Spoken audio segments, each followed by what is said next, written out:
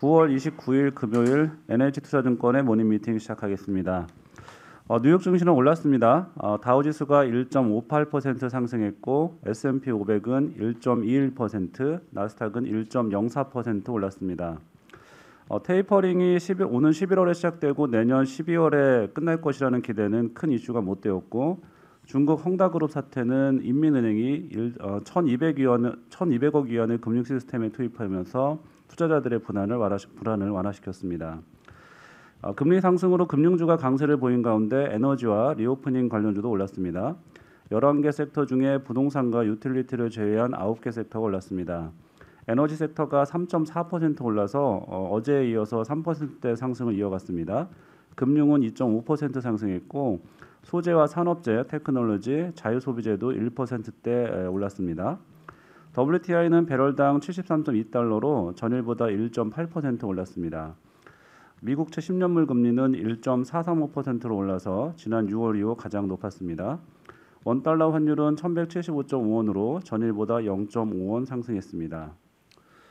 네, 오늘 저희가 준비한 자료는 주식전략과 산업기업 분석 쪽 자료가 있고요. 먼저 금요일에 미리 보는 주간 투자 전략부터 발표하겠습니다. 김영환 연구원입니다.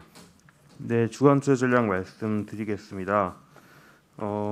이번 주에 있었던 이슈들 중에서 이제 중국의 헝다그룹의 크레딧 리스크랑 그리고 미국의 부채 한도 협상 관련해서 미국 정치권을 둘러싼 불확실성들이 있었는데, 이 부분은 어제도 자료에서 말씀드렸던 부분이라서 좀 간단하게만 언급드리고 다른 이슈를 중심으로 말씀을 드리겠습니다. 일단 중국의 크레딧 리스크는 일시적으로는 경감이 됐는데, 향후에 또 뭐 채권 이자 지급이 계속 불투명한 이런 것들이 예정이 돼 있기 때문에 채무 불이행 우려 자체는 뭐 계속 진행이 된다라고 볼 수가 있고요. 다만 이 중요한 거는 헝다그룹 자체가 아니라 이게 연쇄도산으로 인해서 시스템 리스크로 확산되느냐 하는 부분인데, 이 부분은 뭐 중국 정부의 의지가 뭐 중요하고 충분히 컨트롤할 수 있는 영역 범주 안 아니겠느냐라는 생각을 하기 때문에 저희는 이 부분이 정말로 크게 확산될 가능성은 낮다라고 생각을 하고 있고요. 미국 같은 경우는 지금 부채 한도 협상이 하원에서는 통과를 시켜놨고 상원에서 통과를 해야 되는데, 상원에서 일반 법안으로 이걸 통과시키기에는 지금 민주당이 표가 부족하고 공화당 협조를 따로 얻거나 아니면은 지금 예산 조정 절차를 사용해야 되는데, 지금 예산 조정 절차를 사용해야 되는 건들이 이거 이외에도 뭐 인프라 투자 그리고 그 증세 이런 것들이 여러 개가 있기 때문에 이거를 따로따로 다 할 수 없는 상황이고요. 그래서 3.5조 달러 인프라 투자랑 부채 한도 증액을 패키지로 예산 조정 절차 써서 통과시키겠다라는 게 민주당 상황입니다. 공화당은 굉장히 극렬 반발을 하고 있는 상황이고, 그래서 이거를 또 강행 돌파를 하게 되면은 점점 더 미국 정치권은 서로가 뭐 협상을 통해서가 아니라 힘으로 다 돌파하겠다 이런 식으로 진행되는 거기 때문에 일단 미국 정치권의 불확실성 자체는 좀 고조될 수 있다, 이 정도로 생각을 하고 있습니다. 조금 새롭게 주목할 만한 부분들은 저희가 한국 증시의 그 12개월 포워드 EPS가 좀 정점을 확실하게 통과를 한 것 같다라는 부분인데요.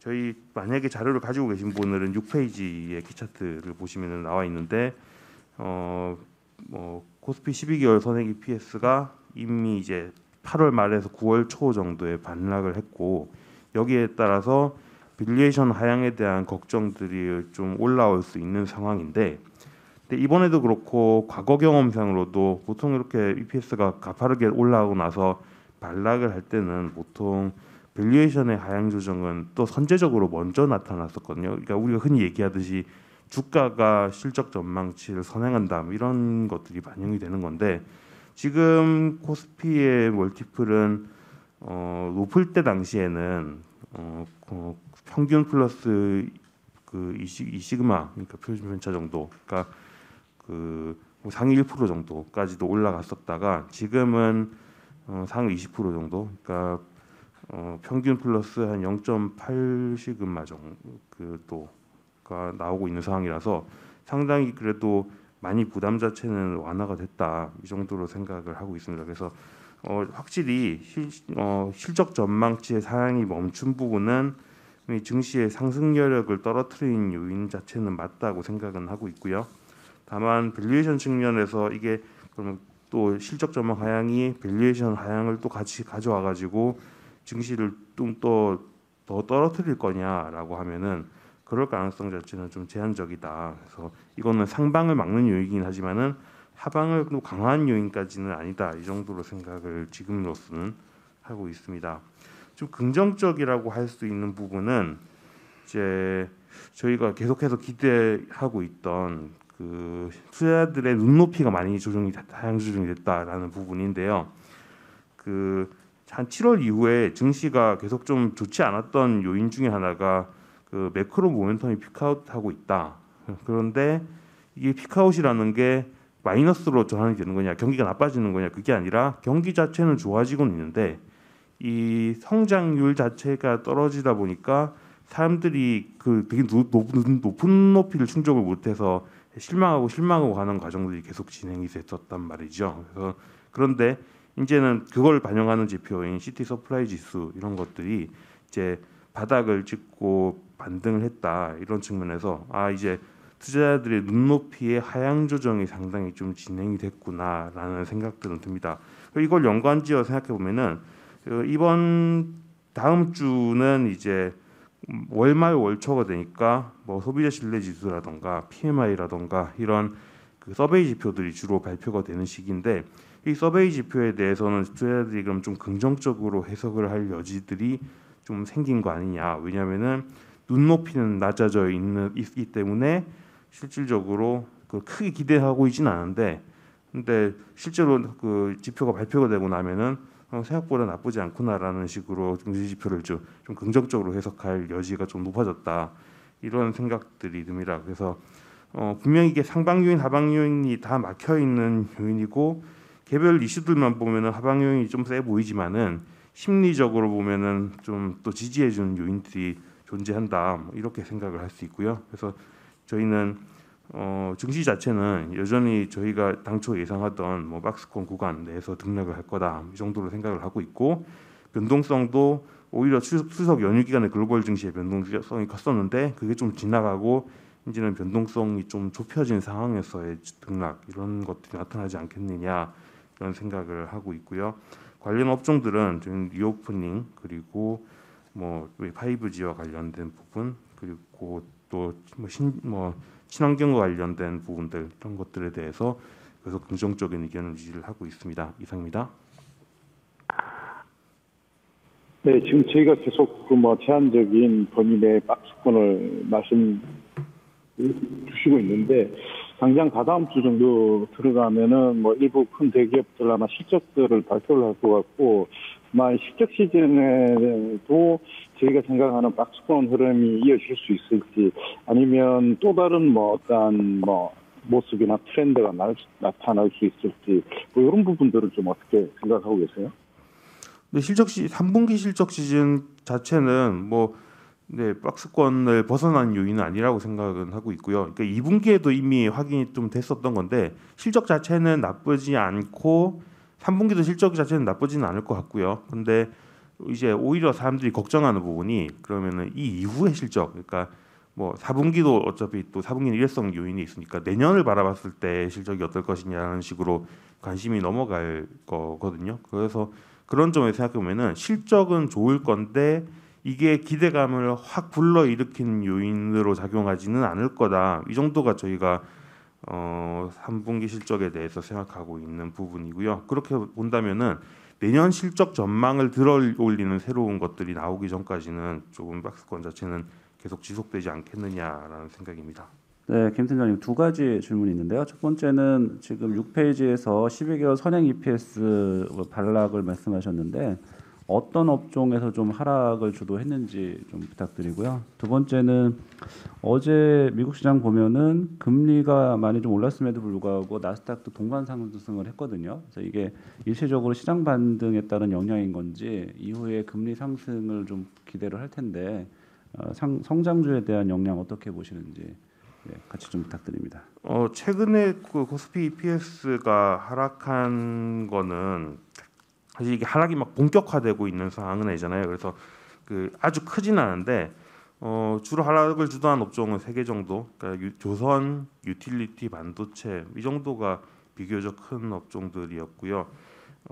근데 어차피 이 유틸리티나 조선 같은 경우는 실적 전망 자체가 마이너스의 폭이 커진 정도이기 때문에 이게 증시 전반적으로 그 주요 업종들이 실적이 많이 빠르게 떨어지고 있다 이런 정도를 의미하는 사항은 아닙니다. 그래서 저희가 EPS가 정점을 지나갔다는 점에서는 좀 의미를 부여하고 있지만은 이게 그럼 반락해서 빠르게 떨어질 거라는 전망을 그렇게 생각하고 있지 않기 때문에 이게 큰 하방 요인이 아니다라고 말씀을 드리는 부분입니다.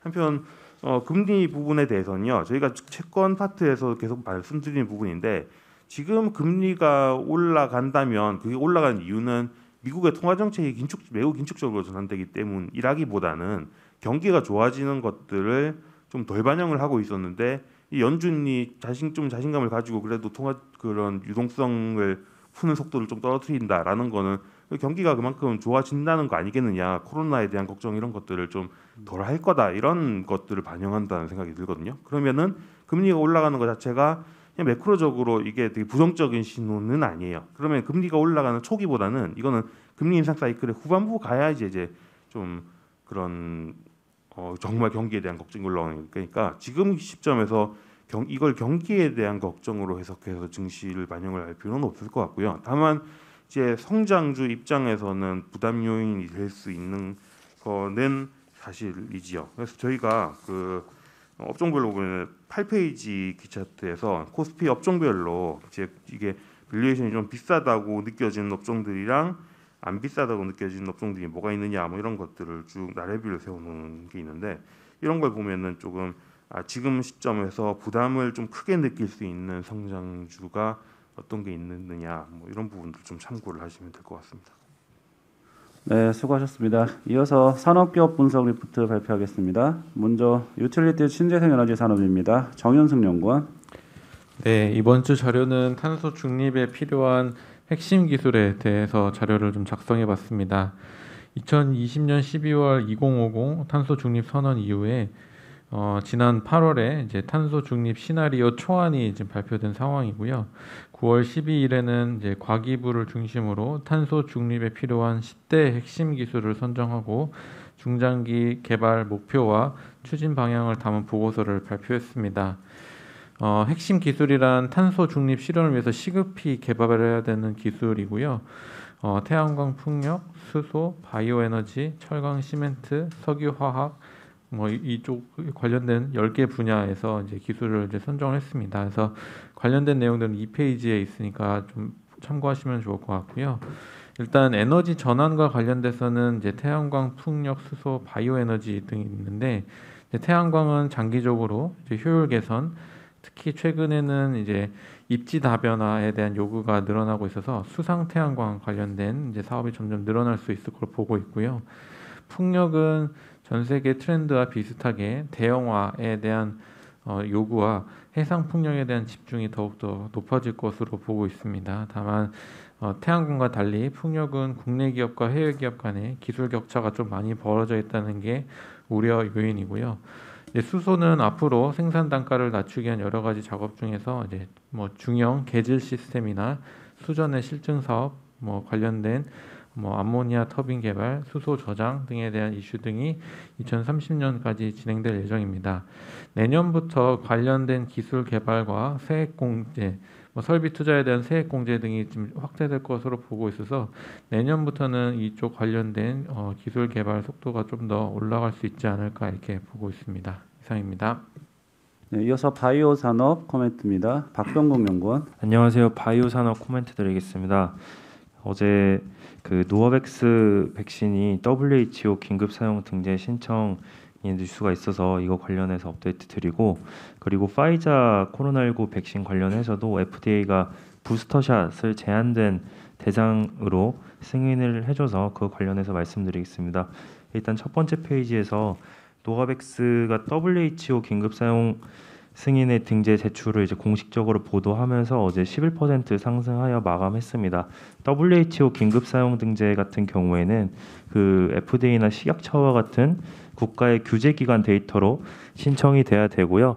이번 긴급 사용 신청 같은 경우에는 인도의 규제 기관 데이터를 기반으로 해서 제출됐다라고 보시면 될 것 같습니다. 그래서 계속 좀 이슈가 되었던 그 생산 문제가 어떻게 보면 인도 생산 거점에서는 해결된 것으로 좀 보고 있고요.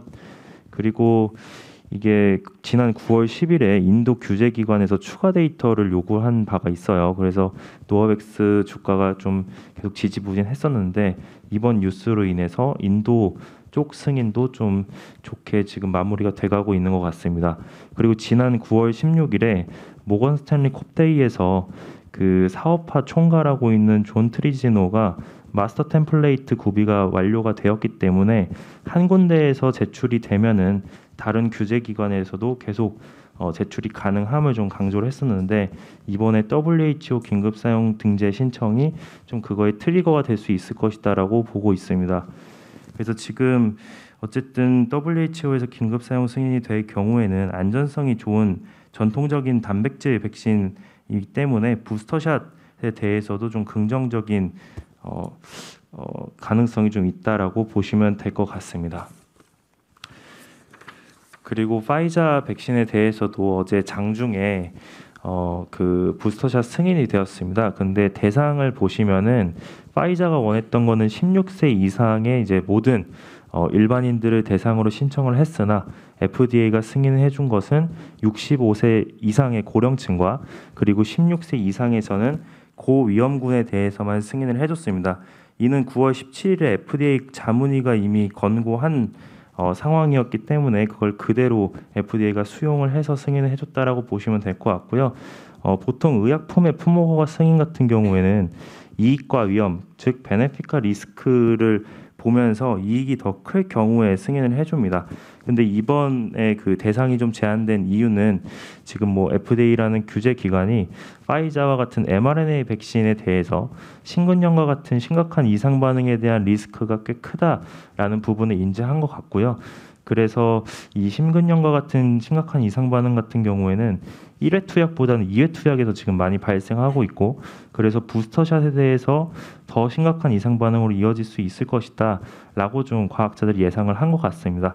반면에 2회 투약까지만 해도 지금 사망률이라든지 입원율이라든지 이런 중증 데이터들은 좀 낮게 유지가 될 수 있기 때문에 일단은 좀 제한적으로 승인을 해줬다라고 보시면 될 것 같고요.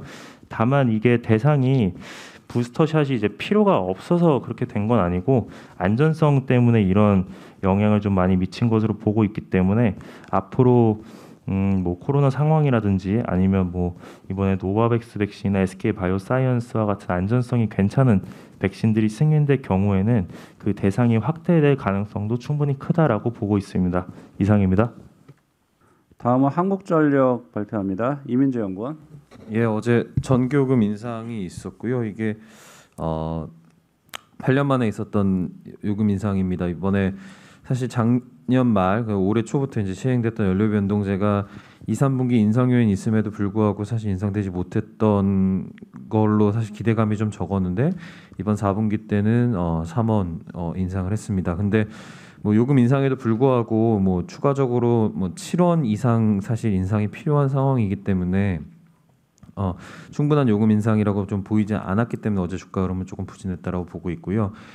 사실 이제 걱정은 내년 상반기입니다. 내년 상반기부터는 뭐 석탄 가격 지금 뉴캐슬 가격 180불 가까이 되는데 그거에 대한 효과, 그다음에 뭐 유가 70불대, 그다음에 천연가스 가격 같은 경우에도 국내 도입분에 대해서는 지금 $20 넘어가는 상황인데 이런 것들을 뭐 직격탄을 받을 시점이 이제 내년 상반기이기 때문에 뭐 예를 들면 상반기 때 1분기 때 요금 인상 20원 이상이 필요합니다. 그렇기 때문에 뭐 이런 부분들을 정상적으로 과연 인상이 가능할지에 대한 부분들 계속 좀 지켜볼 필요가 있다고 보고 있고요.